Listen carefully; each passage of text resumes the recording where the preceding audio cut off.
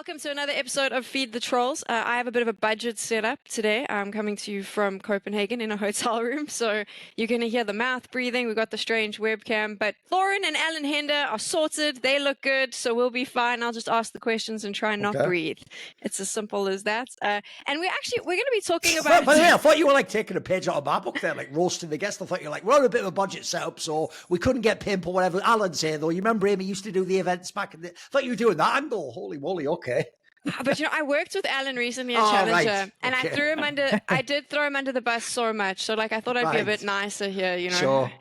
I'm trying new things. Because he takes it too well. He's not going to like fire back, is he? He just sort of takes on the chill, like, oh well, whatever. He's like a DDK in that sense. Not on camera, at least. Maybe behind the scenes. Okay, right.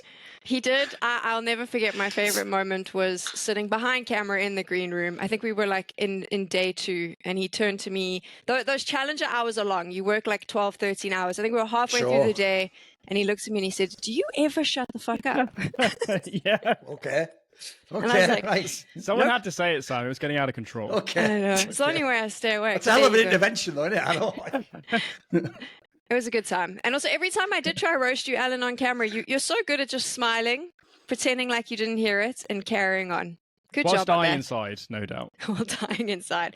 Also, by the way, that's actually the reason I also do talk shows, because I will fully admit I never shut the fuck up in green rooms. I just basically just talk, like, it's just a podcast the whole time, basically. Just we'd say stuff we can't say on air. That's it. There we go. It's the only way I stay awake sometimes for those long hours as well. If I stop talking, I'm fast asleep. No, it gets you going. You've got to keep yourself stimulated, haven't you? Exactly. Yes. And drive Allan Hender insane. That's kind of my goal. Especially because if you don't know, guys, she does have to do a lot of Virtus Pro games in those Challenger events. So I can only imagine when that's the third best of 3 of the night, you're like, please, Jim, can I just get to bed after map 2, mate, please? That's the story of my life with VP, actually. Let's get into what we're going to be talking about today. We're going to give you 2 teams for the price of 1.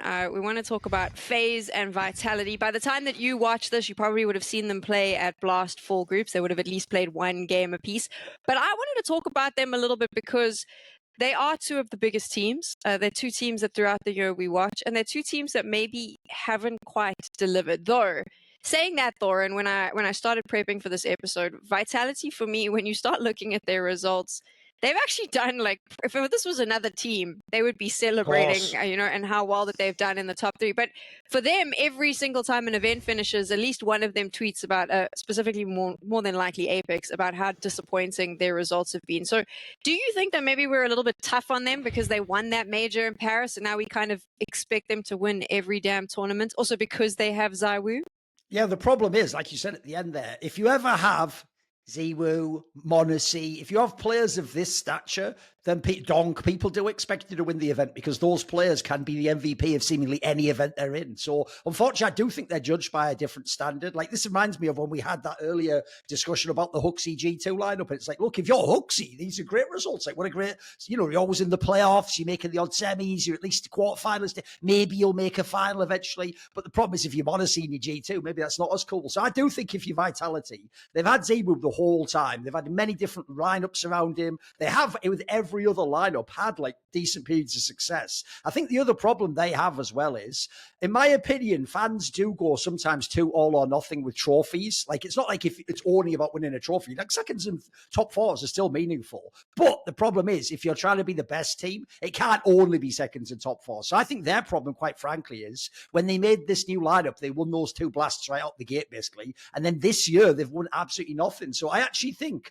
that, like, the joke is you could probably take some of the finals and semis and make them a worse result if they'd just won one of the tournaments. If they'd just won a Katowice, or maybe if they'd even done what Mouse did, just win like 2 of the smaller events. I feel like it's the lack of a trophy that's constantly conspicuous for Vitality. And that's why I think people, even funny enough, Vitality fans, seem to obsessively discuss roster moves all the time. Like, no one is happy with just sitting back and going, hey, we're pretty much a lock for a top 3 or top 4. Let's see if we win. Because people kind of just feel like they're not going to now, I feel like.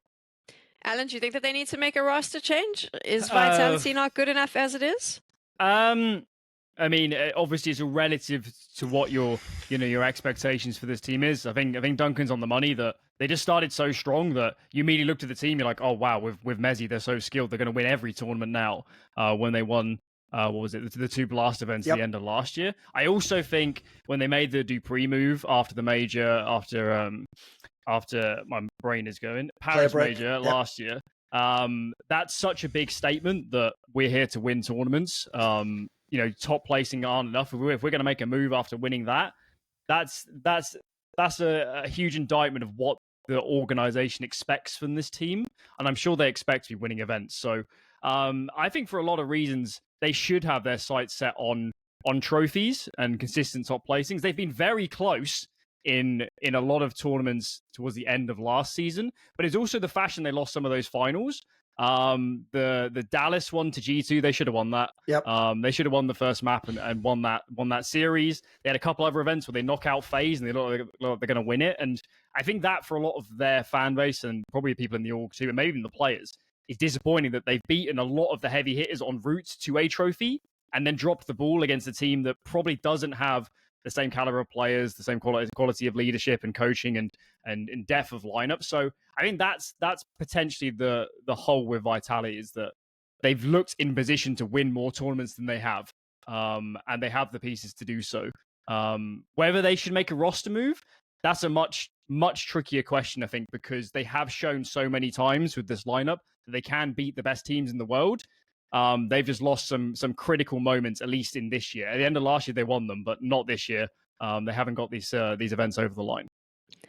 Thorin, for you, I mean, my opinion is I wouldn't change the roster. I do think that it's a winning roster. They've just got to find something that clicks. But would you be swapping out a piece? Do you think that's what's needed? I actually think the move that a lot of people don't think about with this team, I notice it's quite interesting. No one ever mentions their coach. XTAZ, their coach, was the guy who used to be the coach of the French lab a few years back. There was even that claim they made after they won Blast Paris Major, where they said he was like sort of part of the wider coaching staff and had like input, or maybe give like, I think it was implied he did like anti-strats or something, or watch demos. That's what they were trying to infer. So they tried to make it seem like this is our guy and sort of like, this is just the guy at Vitality. And so I notice everyone does obsess about specific roster moves of players. Maybe they want Mezzi out or Apex, or funny thing is, it's almost everyone except ZywOo, I noticed.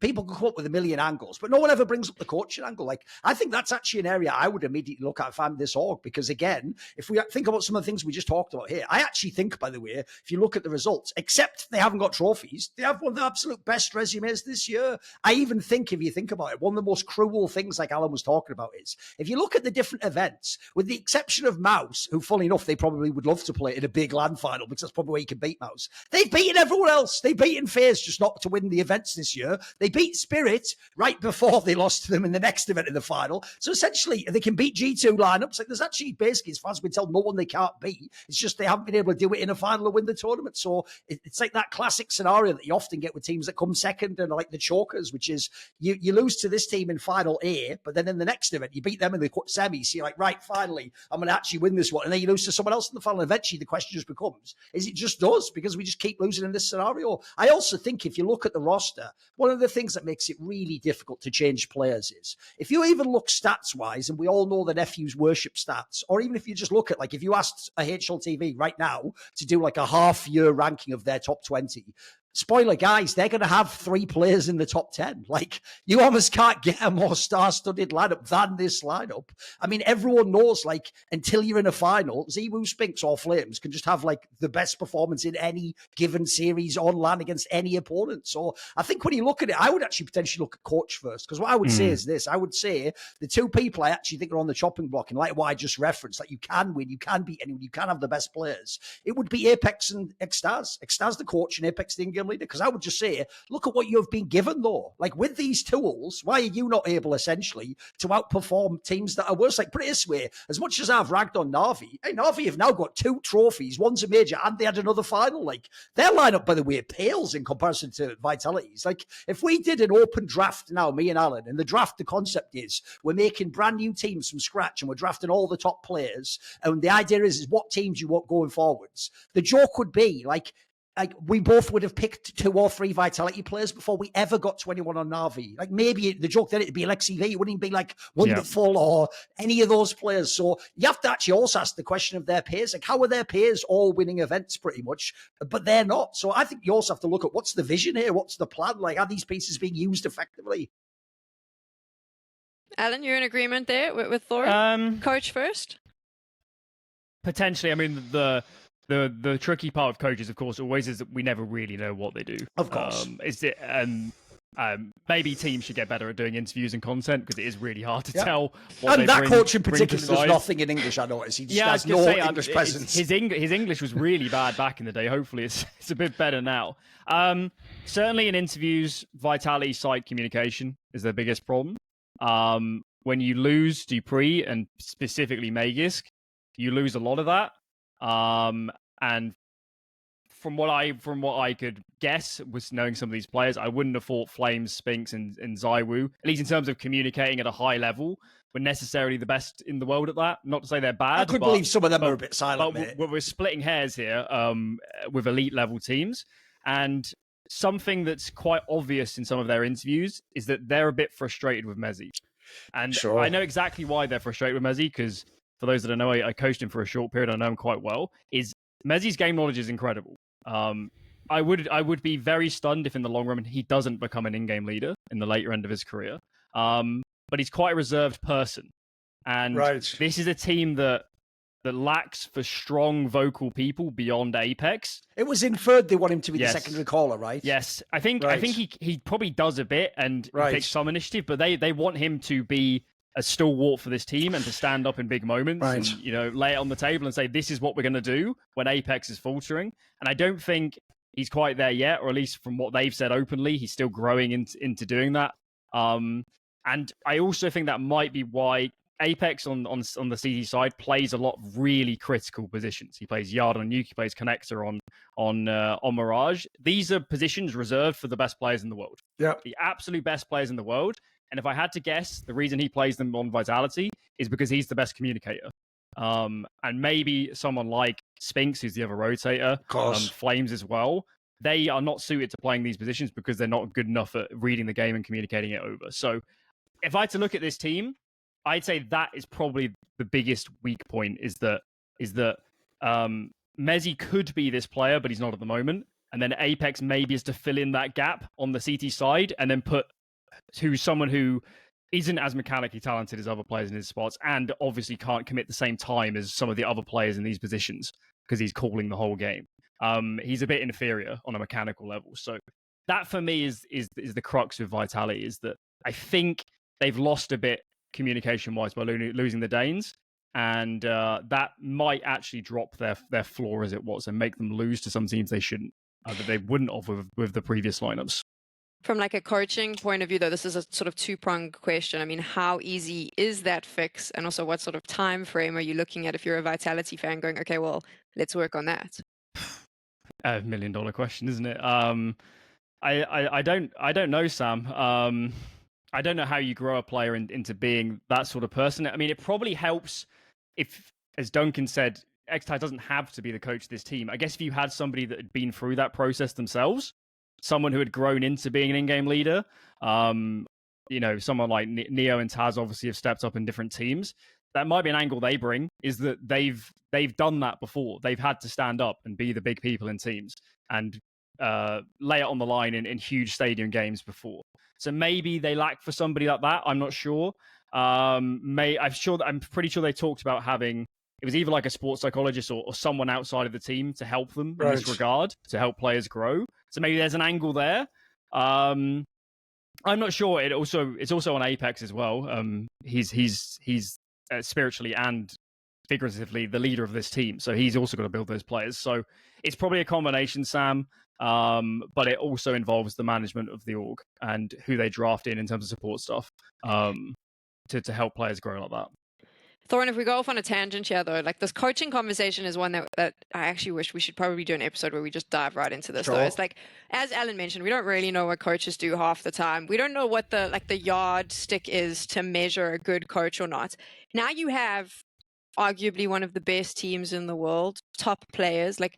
Who the hell do you find to come in and coach? Because this is the thing. How often have we seen with these like big teams, it's Liquid's the perfect example. It's like the coach comes in and everyone goes, well, okay, why? Why have we decided to go with Mytho? What has he got? Like, this is kind of the question that comes up all the time with coaching. So how do we determine what a good coach actually looks like? Is it trophies? Is that how we're going to measure it? I mean, I think at this point in time, the good thing is we're not like 5 years ago where people had only vaguely done the job and you didn't actually even know in certain teams. Like, is that, like, I'll give you an obvious example if people don't know back in the day. When Devilwalk was listed as coach for Fnatic, he was basically just like their friend / Pronax's friend. And I think half of what he was there to do, no joke, was to walk with Pronax outside and have a cigarette while they just sort of like, he was like a sounding board for whatever Pronax was thinking about after map one, basically. Like, I don't really think they were all sat like, it's the boot camp guys, like we're going to do 3 hours of theory followed by a body. He wasn't doing any of that stuff. So like in the era where we've had now years and years of coaching, I think actually the key thing for me is it's why the Liquid one's so egregious in my opinion. It's like, why are you getting someone who hasn't really done anything? And quite frankly, here's the biggest problem with the Mythar pickup is who would you even go to of his former players and talk to who would understand your situation when you're Team Liquid though? That's the problem. Like someone who was in North or a bad mouse lineup, they'd have no clue whether he would work in your giant Team Liquid thing with facility and superstar players. You're trying to win the major. So I would say the key thing now is we've had a good few years where you can just go, and if you're Vitality, you shouldn't just be getting a coach. You should be headhunting someone really good, someone who's had like a long track record of success. You can go to former players. They've hopefully been at the tier 1 trophy winning level and go and interview them, etc. Ask them. Like, so if I were them, I would be targeting someone big. And crucially, quite frankly, in light of the very, I would say, unique set of problems they have where it appears like they can beat anyone, they have the players, they even have the pedigree of having won trophies. I think at this point, you're only going for things like, what's his communication like? How good is he at having a vision? How good is he at leading people? So I feel like if you did a really lengthy interview process mixed with proper like due diligence, background research with other pro players, I think you could get there. I think you can find the right sort of person. Because I would say for this one, you're not just trying to like recruit someone like this guy won a major. It's more like, does he essentially fill the hole that we have in our team? Can he do what we need him to do? Because I also think this would be, by the way, one of the most attractive coaching jobs you could ever be offered. Like normally this type of coaching gig isn't even there because quite frankly, the org often will think, hey, we're still getting final semis. It's easy to actually look and blame a player when they're the one that doesn't have the numbers in the final. But to me, it's like, even if Xtaz is a great coach, even if he's doing a great job, it is a results-based industry though. Like eventually, whether you're doing a good job or not, the problem then becomes maybe you're the best coach ever, but this isn't the best team for you to coach. So I think eventually you probably have to be moved on anyway, in my opinion. So I think you can go for some like legendary people if you want. You can go for a newer person if they fit the bill. Quite frankly, one of the reasons I'm actually a little bit shocked they haven't even rumored that behind the scenes Vitality would change coaches. I will just throw this in there. I've teased this in past episodes. People like Twists and let's say potentially others. I've heard word during this last season, there was talks about maybe they go to Vitality. So I do think Vitality has been trying to make a player change the whole time, which is also what sort of delayed this process. But I would actually say straight up, like, I don't actually know that they need to have some superstar coach. Like, I think actually, if you look at these results, a lot of people would say yes to this. So I think actually, if you made a list of top 10 people and you started at the top, I don't think you'd get to the bottom without someone saying yes. I love that some of these conversations around teams are so different. Like when we talk about a Maz, we're like, yay, please just, get on a stage. We're so excited for you. With Vitality, we're like, well done, you've come second almost in every tournament. But actually now we want you to be better. You have to win. Change this minute detail. No one knows how. Is it maybe unrealistic, Alan, in this time of Counter-Strike to demand trophy after trophy after trophy? Should we as fans be happy with the fact that a team is regularly getting into a final? No. Fair? And the reason I'd say that is in what traditional sport is anything but winning the goal. You look at take Formula One.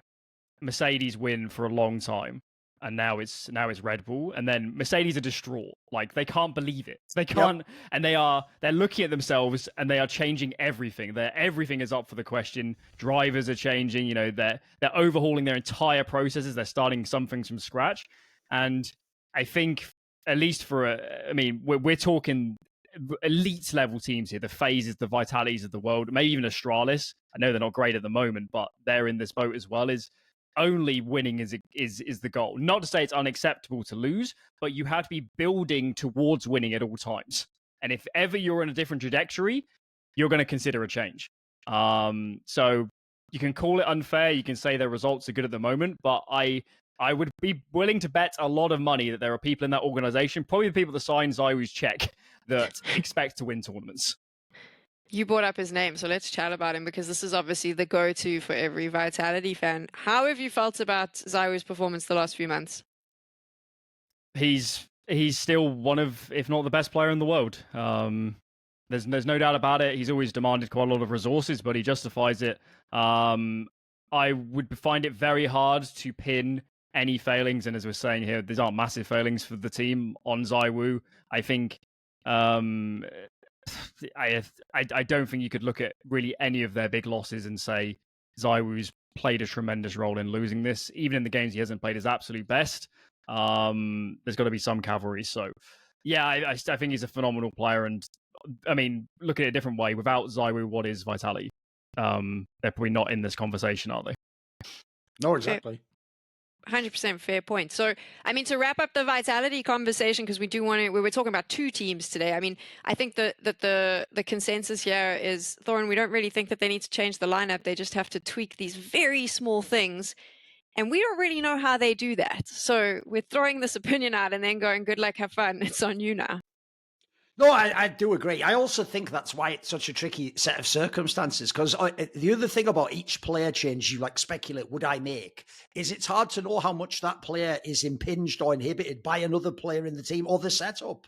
Like, each player has their own angle they get hated on. I mean, the real joke, like what I said earlier, people say everyone except ZywOo, is because most people who say they're Vitality fans are just ZywOo fans. And obviously they don't want to believe he could ever be at fault. By the way, I actually agree with Alan. I don't think it's that ZywOo's a problem. The problem with ZywOo fans always is, if you're telling me he is the GOAT and the best ever, I will now judge him as if he is peak simple. And then if he doesn't then not only carry the tournament but the final, then I will go peak simple would have done that. So if you don't set that as the framing, if you make the framing who are the top players today in CS2, then actually in general he's fine. Because if you think about it, right, even though I would say a bunch of the finals they've lost he wasn't good in, I agree with Alan. Like, they wouldn't have been in some of those finals though if he hadn't then carried the semi or the quarter, or, by the way, usually the whole tournament except the last match basically. And then also, I'll just add this in, since always people do just only bang on ZywOo. If you look in the last few, like, I just saw EWC and Modesty was pretty quiet in that final. I saw Donk in this last tournament and he didn't really do anything. Like, these other great players that the other they've also had let down tournaments. So the difference is though, they got the trophies. So if you have the trophy, people, they forget about it, they forgive. So I think they're in a tough spot. Essentially, if it was up to me, I would probably just hold this roster for the next season. And I would just, by the way, I'd just straight up tell them and Nextars, the Shanghai Major is your goal. If you do not win that, I'd just do like corporate style, like, we will make the appropriate changes and whatever you said to the personnel, because I think that's a very reasonable goal. You've got quite a few months, you've got a Cologne to build into it, you've got the lineup rolling already. It's like you're starting out fresh. So if you can't win by then and you're going to tag a whole calendar year, I think at that point, by the way, no one can complain about being fired. It's a fair point. But I mean, if they're still coming second, the prize money is rolling in, right? And I know what Alan's saying, we want wins, but also, like, if you're coming second and third in every single tournament, that's also, I feel like that was why the heroic lineup with karrigan got along for so long, because it wasn't completely disappointing. You're still doing well. But the expectations of that seem not different. I mean, they didn't have the same caliber of players. They didn't have the same history. And they were held together by karrigan and his system. By the way, you know, Alan, the one angle we haven't really talked about here is this. People think of, like, well, ZywOo must win everything now. What about the up-and-coming players? What about the org? Dude, what about Apex? I'll tell you right now, Apex isn't trolling when he does those reactions. To someone like him, it is win the trophy or bust. He's played a million years in a million teams. By the way, he's probably been top 4 at, like, tier 1 lands. Like, I'm going to say, like, 40 times in his career. Like, that doesn't even touch the sides if he comes second. It's like, oh, we had a good game. For him, he's in the Nico category. It's only trophies. So I think that's a big factor all the time as well. Yeah. By the way, there's also maybe even a world in the future where if they keep not winning, maybe even he steps down or leaves or changes. Who knows, right? Who knows? I think more likely would be that he changes roles. I think actually the one player I haven't mentioned much is Spinks. I think Spinks is the most at risk on this team because he's given all of his spots. Right. Because he's given a lot of these key positions. And as I'm saying, I suspect they lack a really good communicator, especially one in the middle of the map. And Spinks's positions are one where, you know, this isn't going to happen, but if you put Nico in his spots, it probably would be a much better team. So for me, Spinks is the player that it could have been at risk. I mean, you mentioned Twist. Twist could probably play his spots, and Twist is a more well-rounded player that can probably communicate a lot better. So not to say you should get rid of them. I wouldn't make any changes to this team. They are too good at the moment. And as Sam says, you are taking a tremendous risk when you're already in finals. For sure, yes. But as you said, Duncan, at what point are you there too many times? At what point are you the Silver Sovereigns too much to take it anymore? And at what point does a fiery character like Apex have enough of losing these big games? And even if the org didn't want to make a move, it's often the players, isn't it? Where one of them or two of them or three of them group together and say, we can't continue like this. And that's when something snaps. For sure, and I think Vitality is a lineup of players that do want those trophies. So we'll see what happens there. But talking about a team that we used to see in finals all the time, a team that we saw lift lots of trophies, and a team that is not in those finals in the last few months after the major, they just seem to have completely lost their form. They're a fan favorite. They're one of my favorite teams, FaZe. What do you think's happening there, Thorin?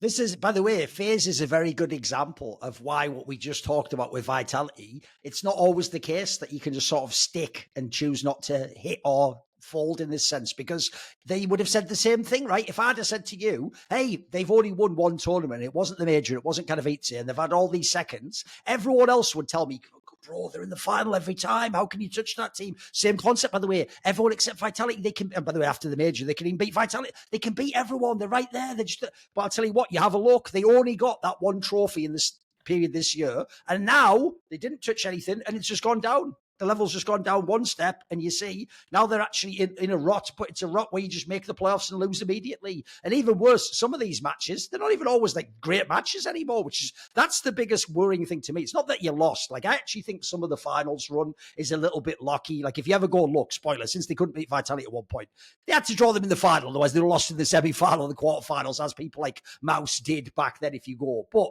the problem I have is, I just think if you look at this lineup, like, the best thing about FaZe, even in CSGO, was if they lost, they could lose in the quarters of the semis, but it would be the hardest match for the other team to win. The other team had to put like 10 out of 10 level CS. Usually you had to yourself like prevail in a big like pressure moment on stage, or win like a second map that's a 14-14 overtime session. Like, nowadays, they actually sometimes lose and just get clapped. Like, that's the more worrying thing to me. And then also, I thought last year's CSGO FaZe was massively about just basically setting Rops up to play the game. It was just about providing a scenario where he could do all those crazy lurks. He could be, by the way, he could be as indulgent as he wanted. Sometimes he would absolutely lurk and just bait. But it's because if he ever got into those scenarios, he could win the most magical 1v3s and 1v4s you've ever seen. That Rops doesn't exist in CS2 as far as I can tell. I've never seen that guy so far. Maybe at the very beginning of CS2 last year. So I think actually part of the problem is you have stock, and I don't think it's that karrigan's changed some or gotten worse or the coaching's worse. It just seems like, unfortunately, some of the player performance has gone down. And then also,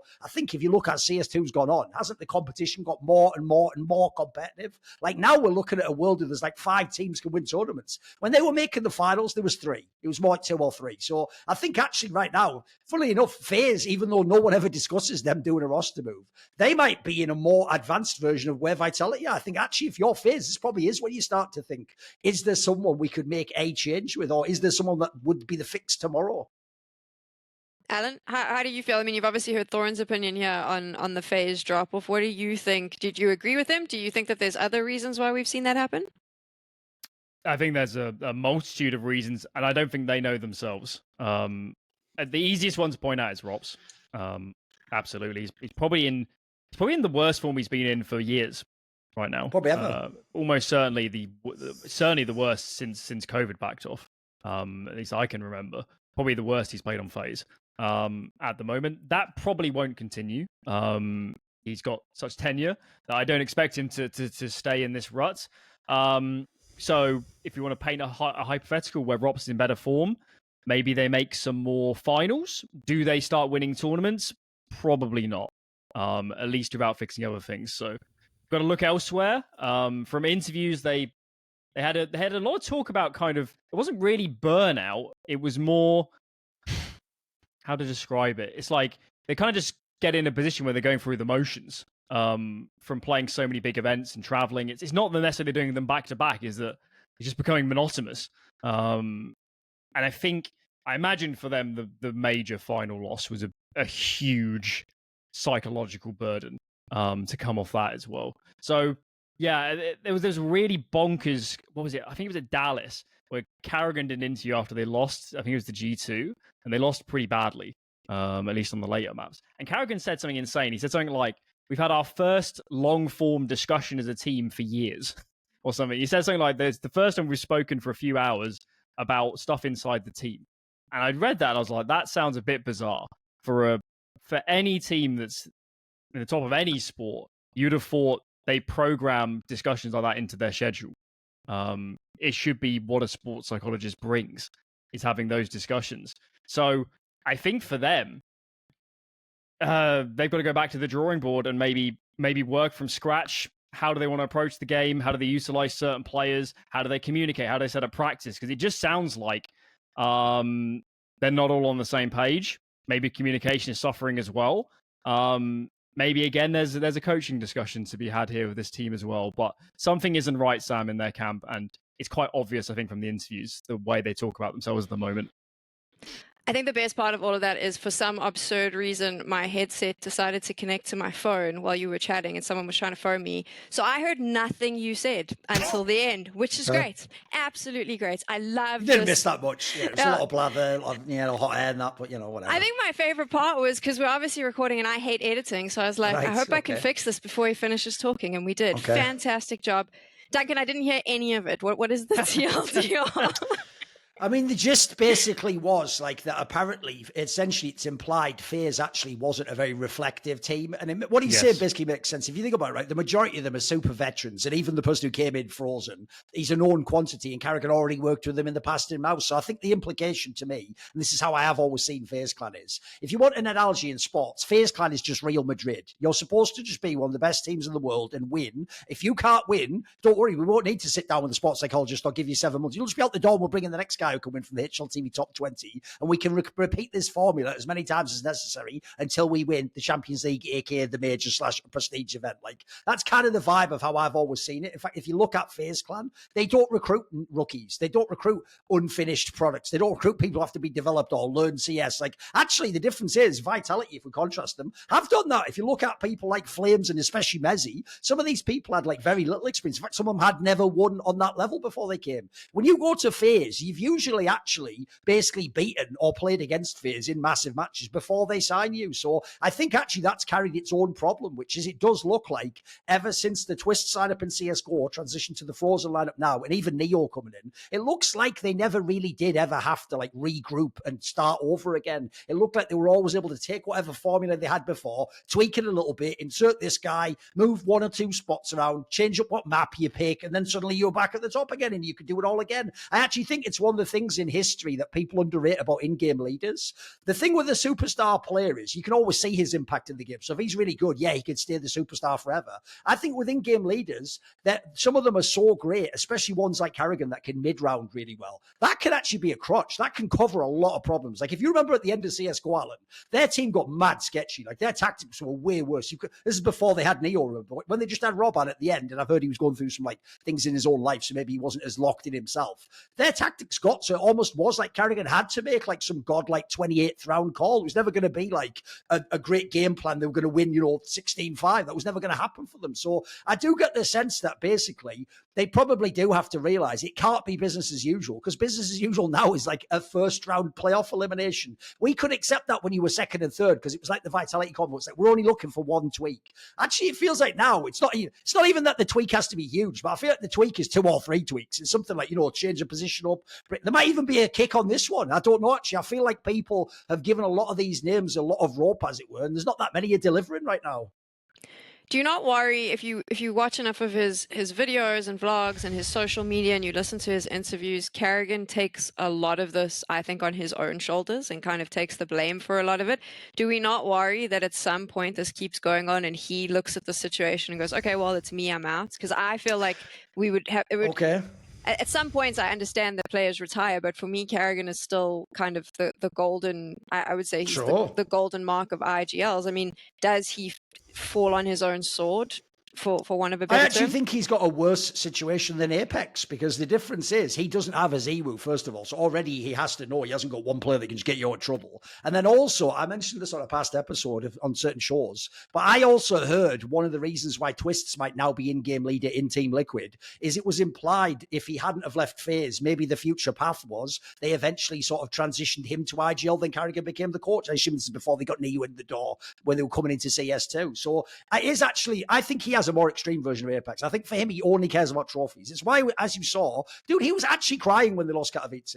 The guy's already won Katowice and all the major everything. But to him, that he knows that it's trophies that matter at this point in his legacy. So I do think there's a world where he would be one of the most obvious slam dunk players to transition into coach. And if he wants to stay in FaZe forever, it can even still sort of be his team. And then you bring in the next guy, isn't it? The question then becomes, though, who would the next guy be? And this is where I'll give you a little juicy piece of info. So obviously, if you think of the archetypes, Alan, the obvious one you'd bring in would be someone like Shuhei from Mouse, wouldn't it, right? Well, here's the funny thing. Every fan's going to go, no, he is best friends with all the players in Mouse and he would never leave Mouse. What if I heard a rumor, maybe he could have been in a Team Liquid or something not that long ago, and let's say maybe he might have been even interested in such a move. So I would just say when you look at a team like Mouse, it's just about, do you have enough money? If you have enough money, you probably can buy a player like that. So I actually think it's not a totally, as much as, funny enough, every FaZe fan, in the same way as no Vitality fan wants ZywOo out, no FaZe fan wants karrigan out. It's kind of half the draw of being a FaZe fan.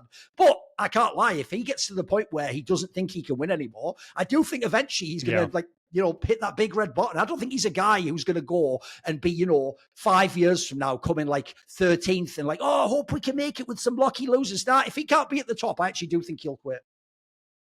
So he's not, as I say, Alan, he's not a fallen. He'll go if he's not winning, right? Yeah, I mean, also just in terms of age, he is getting on a bit. So his point in his career, you have to measure out. I mean, when you're signing contracts, you're thinking he probably sits down when he signs contracts and thinks, how many majors are in this? How many chances have I got? How many chances have I got to win another one under this contract? And do I have the players to do it? And I actually imagine if the answer is no, he wouldn't sign a contract. And I do also think if there was any world where FaZe let him go, I don't think he dropped down to a borderline top 10 team and run them like he did with Mouse previously, obviously, and then came back into FaZe. So yeah, I mean, the burden on karrigan is certainly big. Something that is kind of worth mentioning in this FaZe discussion is FaZe doesn't play the same Counter-Strike as Vitality. FaZe leans more on the individuals. FaZe gives them space and lets them call around themselves and take more initiative. They don't call as many set plays. karrigan is a phenomenal mid-rounder, but if your players are not in their best form and they can't call around themselves as well as they have done in the past, you're not going to play as good Counter-Strike. So that could be a very plausible reason why Rop's not playing his best CS is having a domino effect on the rest of the team, because it's like, well, how do we make up this deficit? Oh, do we need to reinvent ourselves? And that's when they have discussions about, guys, do we need to run more set rounds because we can't win these defaults? That's a very plausible reason to all these discussions behind the scenes, I think, at the moment.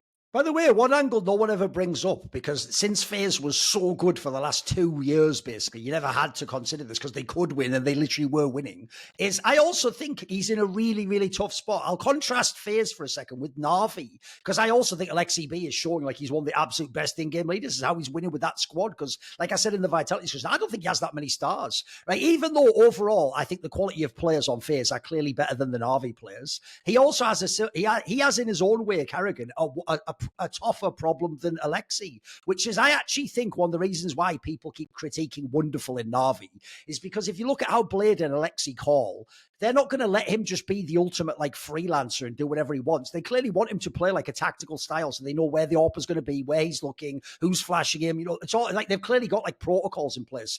If you think about it, right, you can do that still, though, because Wonderful is still good enough, right? Even though you will see Brokey get 1 million AWP kills, he is not an AWPer. Like his style of he's just one of those people who gets kills with the AWP, doing his own unique playing style. He's not the guy who's just going to post up like a CT angle and hold that, or on T that you're going to create a pick for. for, and then you put he's actually a very, very unique player. That's why I often contrasted him with JW from Fnatic. Like, it's not traditional AWPing. So I do think if you're an IGL, I agree with Alan. Like, the problem for karrigan is he can do calls in the middle of a round, but at the end of the day, like, the players have to put the crosshair on people's heads and shoot. That's kind of the ethos of FaZe. That's why I say it reminds me of a Real Madrid, because if people don't know, the current coach of Real Madrid, Ancelotti, basically says, counter to, the Pep Guardiola system style play, that his whole style of play is literally to allow star players to, like, create magic, as it were. And if you ever watch his teams play, it's much like a FaZe clan. They never dominate. What they do is half the game, it looks like they do nothing, but then they have 10 minutes in a game where the stars do all the magic and they score all the amazing goals. So I think if you're karrigan, the problem is, true, you get all the credit when all the players do it and they're all at the top level and you win everything. But it also means you're in a tough spot when they don't, because you haven't got many options. You haven't really got like a big playbook you pull out, blade style and go turn to chapter 4. There isn't one. You just have to hope, shoot them in the crosshair. Do you think that that's also, it's back to the coaching conversation. Nair as a coach, I spoke to him when he had just joined the team last year, and he mentioned that, like, his role was, there was a lot of work between him and karrigan. They kind of bounce ideas off of each other, and I got the impression that it was less of a coach in the typical sense and more karrigan's kind of prepping everything, doing all the damn homework, and then he bounces off of Neo in some sort of way. Do you think that that's also coming into it, Alan, maybe, that would they need a coach? Is Neo the right coach for FaZe? It's a very good question. It's a very good question. Can you coach karrigan? Who's worked with karrigan in the past, to be honest. Would have worked with Regin briefly on and then Mouse. Roban, of course. Regin on Mouse would have been very different to Neo. Regin takes a lot of control and likes to impart his own vision on the game.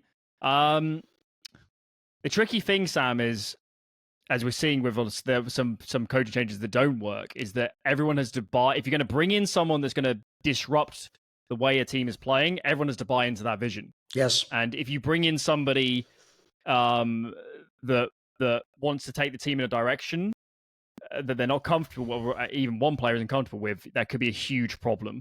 And particularly for some of the players on this team, given the success they've had in the past, I even imagine in some of their conversation at the moment, if karrigan is saying, like, right, we're gonna withdraw some space from you guys and call more set rounds, some of them might turn around and say, no, we won tournaments doing this last year. Sure. That's a really hard conversation to have. Obviously, karrigan probably carries a lot of weight in what he says, but would a coach fresh in carry that weight? I'm not sure. So if you did make a move, I would have thought you had to bring someone in that has tremendous respect already within the scene. And equally, does karrigan buy into the way they want to play? So yeah, it's always this is a really big conversation with all management. It's the same with in-game leaders as well, frankly, is that you can't just say this guy is the best whatever and bring them in. You can't just say this guy's the best coach and then bring them into this team. You've got to find the right person for these pieces. It's not a given that a super tactical coach would work the best for FaZe. It might be the case that someone that likes giving more space and maybe a slightly more strategic version of what they are at the moment is best for them, or somebody who's a bit better at man management. So yes, they definitely have to shop around a lot. But there's certainly scope. I think it's a fair criticism of Neo to say that there certainly could be scope to find someone that could bring more to the team. But would that be a positive is a different question. Or would the players resonate with what they'd want to bring? And I couldn't think of any names, at least, that you could get out of contract that could improve this team at the moment. It's kind of, it always draws me back to a conversation that we had with Kassad a while back, where he was speaking about the roster move thing. Because that's the thing, right? The moment teams aren't winning trophies, whether it be a Vitality or FaZe, everyone says, oh, roster time, you must change the rosters, change the coach. But you don't actually know, when you change that one piece, how it affects all the other pieces. It's not that simple to be like, well, this player is really good, bring them in. Because you have no concepts of personality or how people interact with each other in the same way. I think I interrupted you there, Alan, where I said, well, who can actually coach karrigan? Because he is so knowledgeable. He's done so much. How the hell do you bring someone in and go, well done on winning all those trophies? You've called this incredible game for so many years, but now I'm going to try and change that style. So I suppose that leads me to my next question, though, Thorin, which is, I mean, what does FaZe have to do if they want to win the next major? I mean, does something need to change here? What do they have to tweak? Can they win the next major?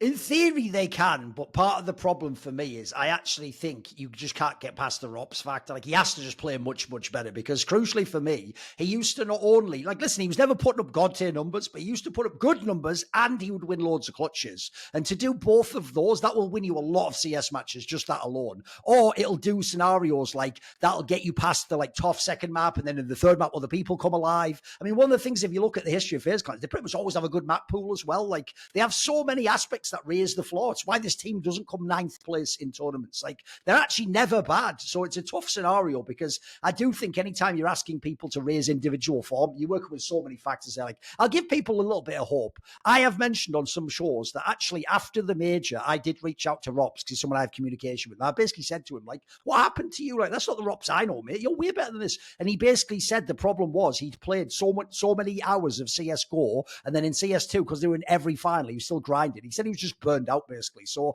I'll give one tiny, like a 1% chance that maybe the player break revitalized him a little bit, or he's had a bit of respite, you know, from the grind of the circuit. But I do think that's another problem with the fact that they were in every final. It means, remember, this is the whole thing that basically broke up the GOAT Astralis lineup. The reason those players, when we went online, demanded Glaive and Zipix that they were allowed to come out of the lineup is because the previous year they'd had like a period where they were in like every semi-final of every tournament, if not the final, if not winning the tournament. So the problem was they'd played the maximum amount of hours of official CS you can play. And then if you want to be really good, you're obviously grinding privately on FaZe and playing scrims. And so I do think FaZe probably did take it to the limit in that sense. Like maybe you could even argue, if you want a bit of cope, that these few tournament runs of just getting bounced in the quarters and having a few days off or going home, that might even have helped you too. That you sort of like withdrew a little bit and now you come harder for the clones of the world, etc. I do think as well, actually, that in their team, they almost did build in a little narrative that doesn't help long run, which is people, it wasn't just karrigan. The story was that for everyone, it's only about winning the prestige tournaments. It's just the major kind of St. Clone because they've all won everything else, haven't they? So even if you're frozen, by the way, well, you already could have won normal tournaments in Mouse. You're here to win the major. You're here to win Katowice. So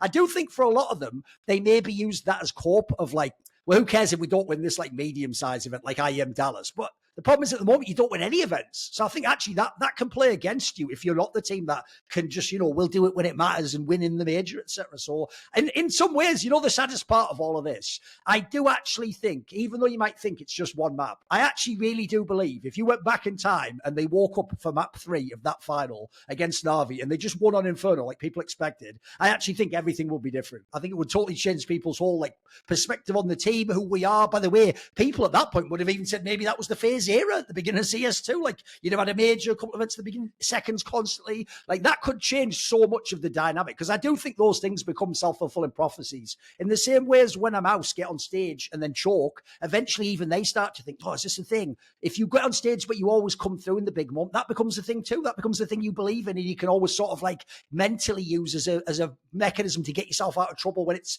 a not that great match or it's just some random medium-sized you go, oh, what man, at the major we always come good, we always go. If anything, they have the opposite narrative in their heads now. It's sort of like at the moment we sort of always let ourselves down when we get in position at the moment and this guy isn't playing well enough and maybe you haven't got the depth over here or something. So I do think they're in trouble. And by the way, obviously, I agree with Alan. There is no one in theory that's like sat out there that you can just go like, hey, would you like to coach FaZe? And they could do it. But I've got 2 angles for you. If you want 2 fun angles, just to be silly, just to be irreverent for a moment. So one angle's an obvious one, Alan.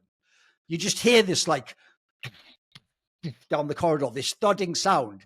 The door just kicks open like fucking Gooby in that old school comic. It's Zonic.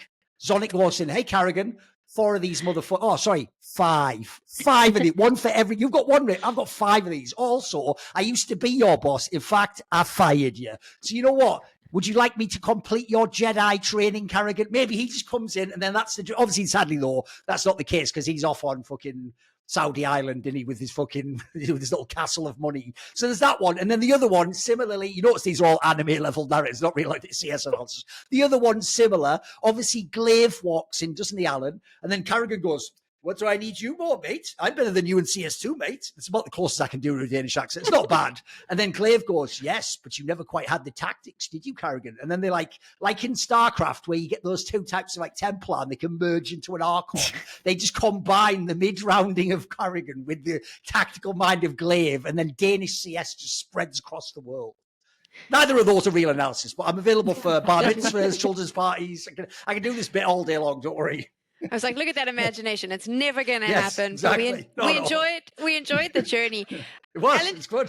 Do you think that maybe with the open circuit coming in next year, that's going to help a lot of these like top teams? Because I mean, obviously, like Thorin mentioned the burnout, and we brought it up a little bit earlier as well. Now you get to pick and choose. So if you are a FaZe, you can go, okay, we're going to focus in on these really big events. We're going to build up. We're going to plan. We don't have to be flying around every second weekend to playing things that maybe, you know, like an IEM Chengdu, which is really a huge amount of travel for something that isn't priority in our playbook. I mean, well, one angle we haven't discussed so far that perhaps we should have with both teams is that we're kind of assuming general manager and coach are the same thing. And for a lot of teams, they are. For a lot of teams, they assume the same role. But it doesn't have to be. You can have a setup where you have either a head coach or a general manager and then a strategic coach below them. So you could take a Vitality and have XTAZ be the strategic coach and insert a man manager above them. And in terms of this conversation of heading into next year, well, if FaZe are complaining about burnout this year, it's going to be nothing like next year. This year, they can sit back on their laurels and know they're always going to be in the Blast and ESL tournaments. They can't do that next year. It's all about that ESL. It's all about that fucking Valve ranking, isn't it? It's all about the Valve ranking, and it's also making roster moves is a tremendous risk in terms of losing ranking points. There'll be a lot of calculations behind the scenes trying to work out, if we make this move now, will we drop out of invite contention for this event? If we drop out of invite contention, then we're playing every single online event there is to try and get some ranking points back. So yes, next year, that role of general manager, whether that's a specific person or whoever takes that mantle in a team, is going to become incredibly important.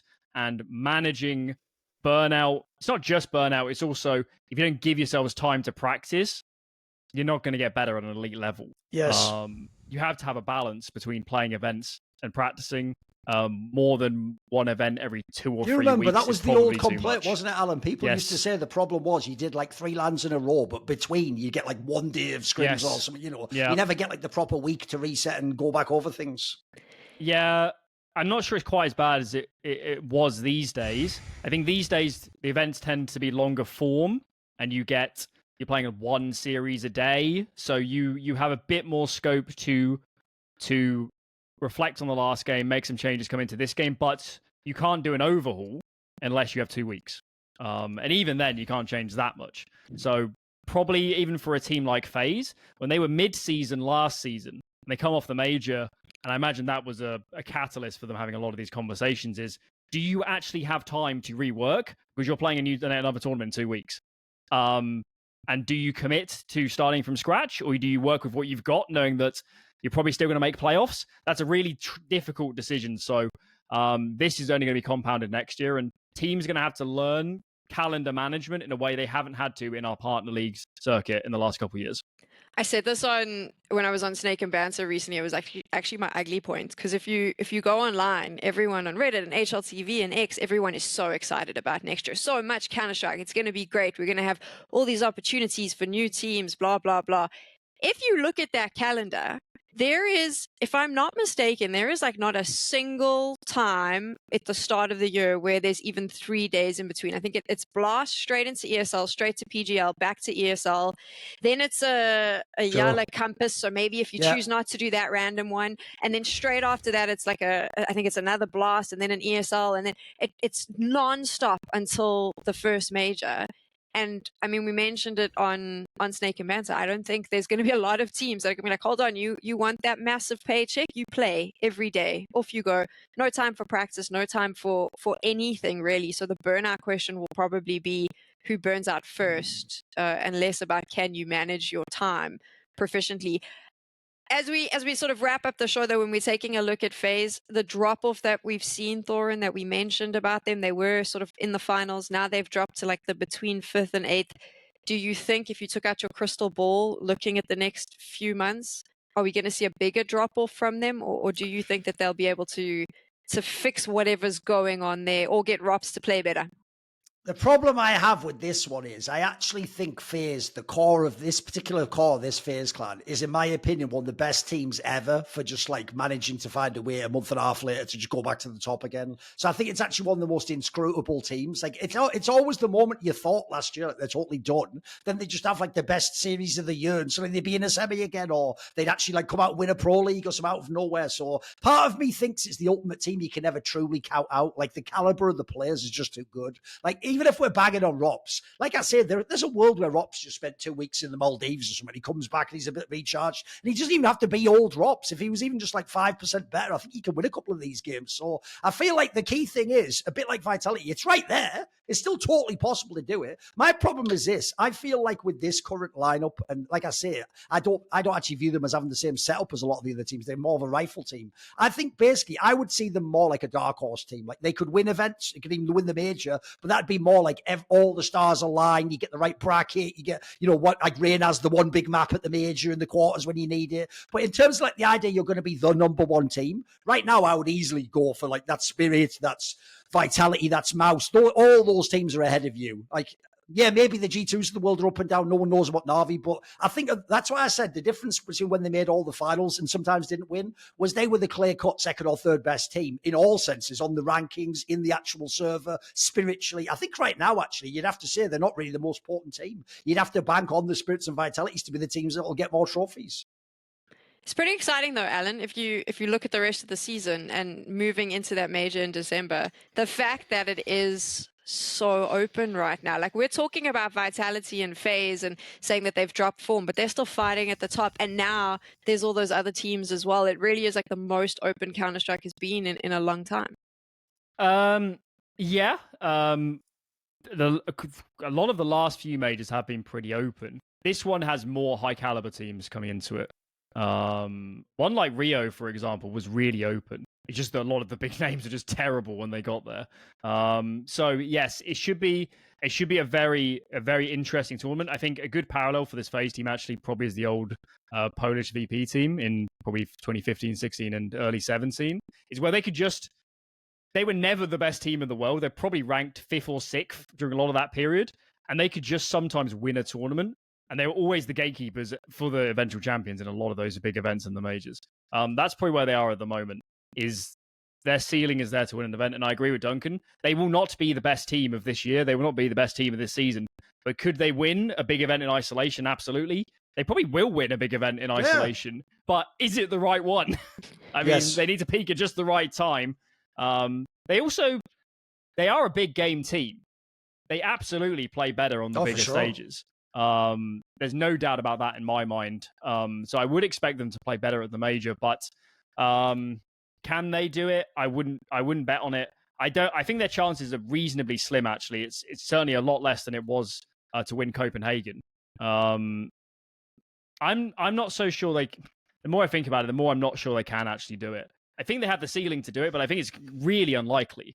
They're relying on other teams faltering. I think especially if a G2 comes into good form, there might just be too many good teams, man. They might just have to knock 3 really good teams in playoffs to win it. Here's how we fix this. Here's the compromise, right? We just get all these 10 players from FaZe and Vitality in a room, and we say, we all agree, right, that the goal is to win a major. And they go, yeah, sure. And you go, right, basically 5 people are going to leave this room, and the other 5, you may as well just fuck off. You don't get a place, and we'll figure it out. So you know what? You guys figure it out, karrigan, figure it out, mate. It's going to be ZywOo plus who, and we'll just make the best 5, and then we'll fix this problem. Now, look, it's going to suck for the org that's the other 5, but that's just how it goes. Someone has to win. Someone has to win that major. Otherwise, because you have to do it like an existential threat. You know, when Ronald Reagan said, like, all the countries in the world could have united if there'd been like alien attack, like Independence Day. What you need to say is, guys, this isn't about us versus each other like it was at the end of last season at Blast. There's Donk out there. There's Shiro. There's Monacy. Fucking Nico's good now. Like, this is, we got to beat them. So combine forces, one guy, we have to find one body in the wreckage, a Bane style at the beginning of Dark Knight Rises, but the other one can succeed. So I think we should do that. That's the only sane solution to this problem. Hell, you know what? To end this up, because we're coming to an end now, I did have another question, but screw that question. Here it is. You have to take those two lineups, and you have to choose your 5-man lineup for the major. Alan. Go, Alan. Give me a second. Let me look at the players. Right. You can make a pretty good lineup, by the way. So let's see what you cook with here. Come on. This one's really tough. It might have to be karrigan calling because you've got such a smorgasbord of players that maybe only karrigan could make it work. Fuck it. Let's karrigan coach, Apex calling. Okay. Oh, okay. You have to have ZywOo. There's no doubt. I could see an argument for ZywOo rifling and Brokey AWPing. I'll go with ZywOo AWPing. So what have we got? Apex, ZywOo. I'll keep Rops, despite him not being in his best form. I'll take Flames to play a lot of Reigns positions. And the fifth, what do I need? I need another rotator. Frozen. So on the server, Apex, ZywOo, Flames, Frozen, Rops. karrigan coaching. Interesting. Thorin? I would go a little bit different. Like, I'm going to go with karrigan. Obviously, one of the reasons why this lineup will be mega is I've always dreamed of seeing karrigan have, simple or ZywOo. Like, these are the players I also want to see him work and see what he do. So I'll go karrigan and ZywOo. I agree with Alan, actually. I think I would just take Brokey as well. I'd just say, since at the moment ZywOo ops half the time and Brokey's not a traditional, figure it out among yourselves. You can pick which map. But these are big boys. They can both make it work. So I'd have karrigan, ZywOo, Brokey. I think I'll also do Frozen.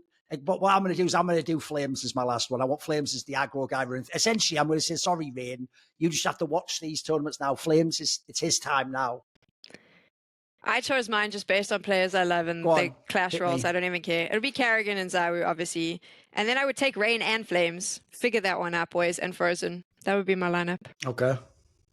Well, there we go. You've got 3 anchors. I know, it makes no sense at work, all. Sam. But I just love watching them, and I was like, who would I want to see in the major? It's not going to work, but that would be my team. So there you go. Also, come on, Alan, we all know G2's taught us there is no such thing as A, the anchor role, or B, roles themselves. So just put whoever you want in a team. Yeah, it's no problem now. Yeah. If it's any consolation, I was really struggling with trying to find a place for Apex because I was like, you always need a player for the vibes, right? That's what G2 taught me. So, well, here's the thing. Logically, Apex should be the coach because that way he can still on stage do the funny faces. Yeah, exactly. So isn't that about 85% of what we want to see from Apex, There we go. So I love this. That was a completely pointless point of view. You can tell us which 5 players, if you had to mix Vitality and FaZe, would you love? Let us know in the comments. And I'm sure some Vitality fan or FaZe fan will be upset with what we said. So you can tell us why as well. Thank you so much. We'll have a new episode soon, probably from a different hotel venue. And we'll see you then.